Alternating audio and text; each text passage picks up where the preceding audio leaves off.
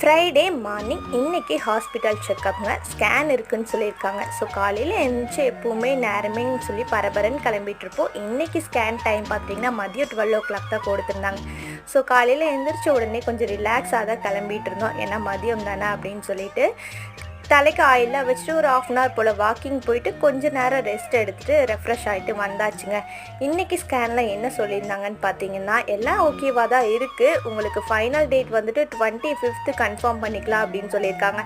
So 25th வந்துட்டு sugar test இருக்குது அப்படின்னு சொல்லியிருக்காங்க. ஏன்னா எனக்கு கொஞ்சம் வாட்டர் லெவல் அதிகமாக இருக்குதுன்னு சொல்லியிருக்காங்க. ஸோ அதிகமாக இருந்தால் ஒரு வேளை சுகர் இருக்குமோ அப்படிங்கிற ஒரு டவுட்டில் சொல்லியிருக்காங்க.